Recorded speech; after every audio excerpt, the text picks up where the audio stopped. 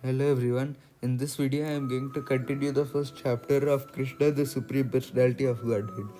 In the previous video, we saw how Kamsa heard from the sky that the eighth son of Devaki was going to kill him and how he drew his sword to kill Devaki. Let us continue with the same thing. So,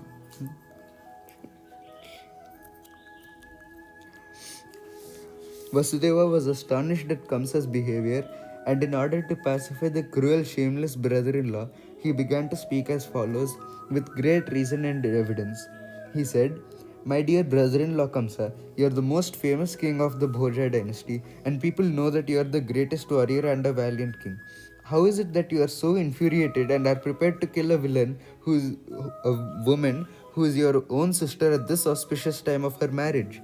Why should you be so much afraid of death? Death is already born along with your birth. From the very day you took your birth, you began to die. Suppose you are 25 years old.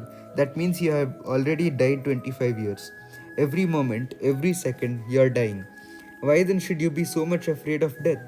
Final death is inevitable. You may die either today or in 100 years. You cannot avoid death. Why should you be so much afraid? Actually, death means annihilation of the present body.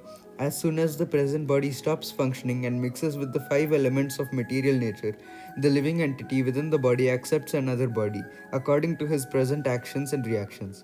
It is just like when a man walks on the street, he puts forward his foot, and when he is confident that his foot is situated on sound ground, he lifts the other foot. In this way, one after another, the bodies change and the soul transmigrates. See how the plant worms change from one twig to another so carefully. Similarly, the living entity changes his body as soon as the higher authorities decide on his next body. As long as the living entity is conditioned within this material world, he must take material bodies one after another. His next particular body is offered by the laws of nature according to the actions and reactions of this life. The body is exactly like one of the bodies which we always see in dreams. During our dream of sleep, we create so many bodies according to mental creation.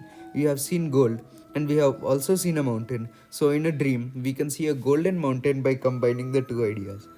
Sometimes in dreams, we see that we have a body which is flying in the sky, and at that time, we completely forget our present body. Similarly, these bodies are changing. When you have one body, you forget the past body. During a dream, we make contact with so many new kinds of bodies, but when we are awake, we forget them all. And actually, these bodies are the creations of our mental activities. But at the present moment, we do not recollect our past bodies. The nature of the mind is flickering. Sometimes it accepts something and immediately rejects the same thing. Accepting and rejecting is the process of the mind in contact with the five objects of sense gratification: form, taste, smell, sound, and touch. In its speculative way, the mind comes in touch with the objects of sense gratification, and when the living entity desires a particular type of body, he gets it. Therefore, the body is an offering by the laws of material nature. The living entity accepts a body and comes out again into the material world to enjoy or suffer according to the construction of the body. Unless we have a particular type of body, we cannot enjoy or suffer according to our mental proclivities inherited from the previous life. The particular type of body is actually offered to us according to our mental condition at the time of death.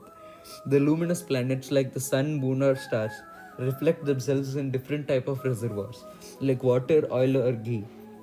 The reflection moves according to the movement of the reservoir. The reflection of the moon is on the water, and the moving water makes the moon also appear to be moving, but actually the moon is not moving.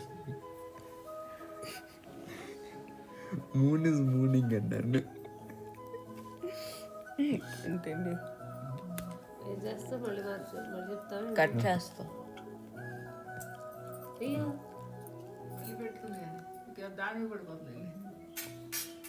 తీసి పడేసింది. Similarly, by mental concoction, the living entity attains different kinds of bodies, although actually he has no connection with such bodies. On account of illusion, being enchanted by the influence of Maya, the living entity thinks that he belongs to a particular type of body. That is the way of conditioned life. Suppose a living entity is now in a human form of body. He thinks that he belongs to the human community or a particular country or particular place. He identifies himself in that way and unnecessarily prepares himself for another body, which is not required by him. Such desires and mental concoctions are the cause of different types of bodies. The covering influence of material nature is so strong that the living entity is satisfied in whatever body he gets, and he identifies with that body with great pleasure. Therefore, I beg to request you not to be overwhelmed by the dictation of your mind and body. Vasudeva thus requested Kamsa not to be envious of his newly married sister. One should not be envious of anyone, because envy is cause of fear both in this world and in the next, when one is before Yamraja, the lord of punishment after death. Vasudeva appealed to Kamsa on behalf of Devaki, stating that she was his younger sister. He also appealed at an auspicious moment at the time of marriage, a younger sister or brother is to be protected as one's child.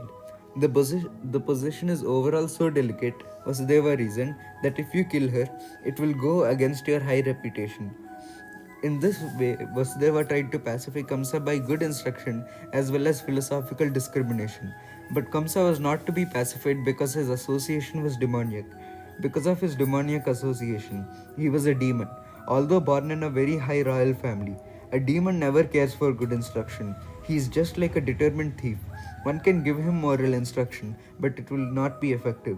Similarly, those who are demoniac or atheistic by nature can hardly assimilate any good instruction, however authorized it might be. That is the difference between demigods and demons.